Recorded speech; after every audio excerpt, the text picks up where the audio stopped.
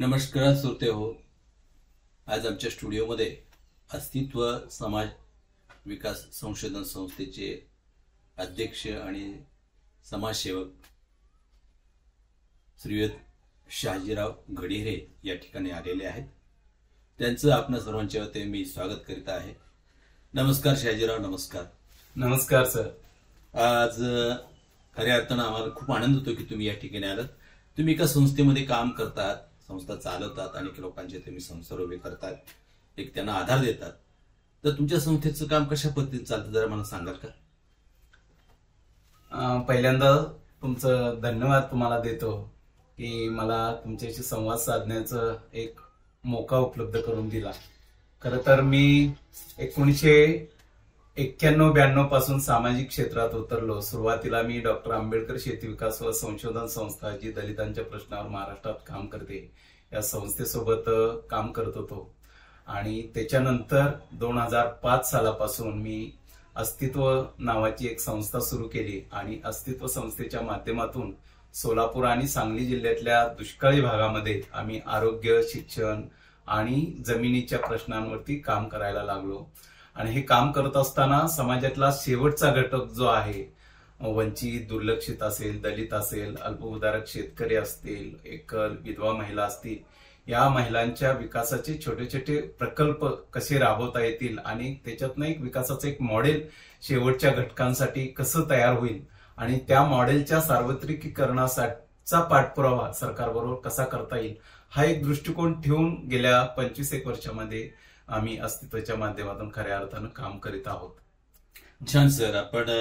आम्ही नेहमी आपल्या संस्थेबद्दल ऐकलेलं आहे, तुमच्या कार्याबद्दल ऐकलेलं आहे, परंतु आपला महिला हा जिव्हाळ्याचा प्रश्न आहे. महिलांचा विकास, महिलांचा आर्थिक विकास आणि सबलीकरण हे तुमचे दोन महत्वाचे एक घटक आहेत की त्या प्रेरणेने आणि ध्येयाने तुम्ही काम करतात. तर महिलांच्या कार्याबद्दल आपण थोडक्यात माहिती दिली तर बरं होईल. खरं तर महिलांच्या प्रश्नावर काम करत असताना थोडं आम्ही वैचारिक दृष्ट्या थोडं महिलांच्या विकासाचं आणि सक्षमीकरणाच्या आमच्या संकल्पना थोड्याशा वेगळ्या आहेत.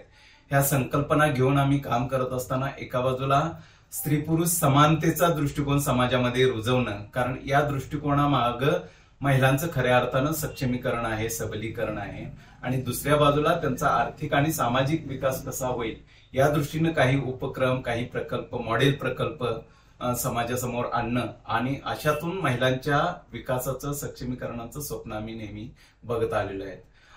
हे काम करत असताना एका बाजूला पुरुषांचा महिलांकडे बघण्याचा दृष्टिकोन, मर्दानगीच्या संकल्पना असेल, हिंसेच्या संकल्पना असेल, हिंसेचं स्वरूप असेल, हे पुरुष आणि युवकांना शिकवणं आणि दुसऱ्या बाजूला महिलांना निर्णय प्रक्रियेत कसं समाविष्ट करता येईल या दृष्टीने काम करणं. आता उदाहरणार्थ सांगायचं म्हणलं तर आम्ही महाराष्ट्रात कुठेही नाही, पण सांगोला तालुक्यात महिलांची या नावावरती असणारी घरं हा महाराष्ट्रातला पहिला सांगोला तालुका असेल. सांगोला तालुक्यामध्ये 22,000 पेक्षा जास्त घरं आम्ही नवरा बायकोंच्या नावावरती केली. त्याच्या मागचा एक दृष्टिकोन होता की बाया घराचं झाडलोट करणं, भांडीकुंडी करणं, त्याची साफसफाई करणं, हे सगळं बाया घरात करत असतात, पण ते ज्या घरात ती बाई राहते तिच्या नावावर मात्र ते घर नसतं. नवरा बायकोची भांडणं सहज झाली तर सुशिक्षित समाजात सोडा, पण अडाणी समाजामध्ये किंवा नवरा बायकोंमध्ये नवरा बायकोची सहज भांडणं जर झाली तर नवरा माझ्या घराच्या बाहेर हो म्हणून सांगतो बायकोला. जर तेच घर बायकोच्या जर नावावर असेल तर नवऱ्याची हिंमत होणार नाही बायकोला माझ्या घराच्या बाहेर हो म्हणण्याची. म्हणजे हा एक विकासाचा, महिलांच्या विकासाचा हा एक शाश्वत आणि निरंतर दृष्टिकोन आम्ही ठेवलेला आहे.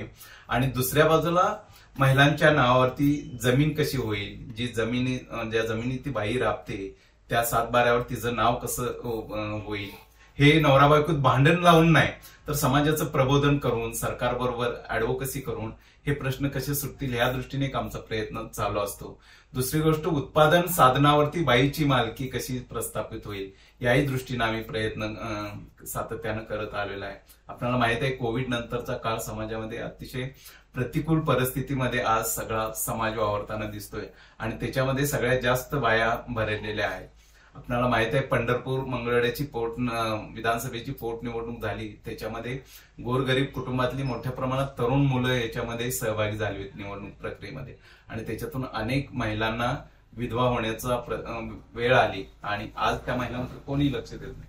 तर आम्ही 2-3 स्तरावरती महिला सक्षमीकरणाचं काम केलं. ज्या महिला उच्च शिक्षित आहेत त्यांना आम्ही डिजिटल व्यवहार कसे करायचे आणि डिजिटल सर्व्हिस केंद्र सुरू करण्यासाठी त्यांना आम्ही मदत केली. ज्या महिला निरक्षर आहेत, मोलमजुरी करून कुटुंबाचा उदरनिर्वाह करतात, त्यांच्यासाठी शेळ्यांची बँक, ज्याला आम्ही गोट बँक म्हणतो, ती गोट बँक त्यांच्यासाठी सुरू केलेली आहे.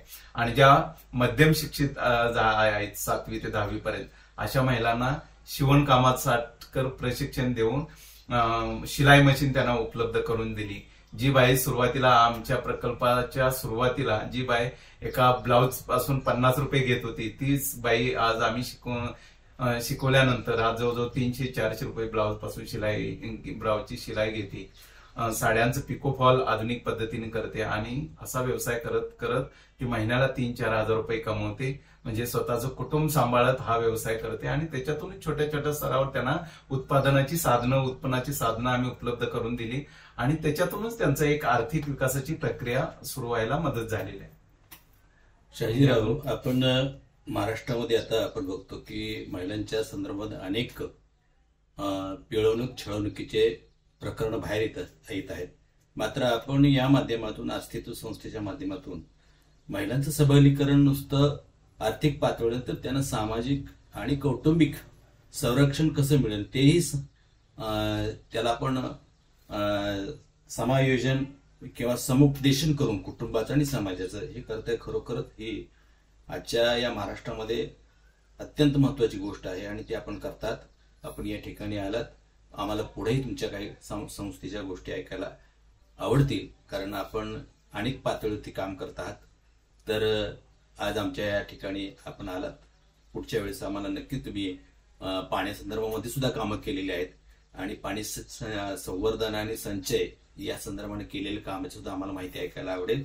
आमच्या या श्रोत्यांना सुद्धा आपण पुढं कधीतरी यावं आणि माहिती द्यावी अशी मी इच्छा व्यक्त करतो. आपण आमच्या या स्टुडिओमध्ये आलात त्याबद्दल धन्यवाद.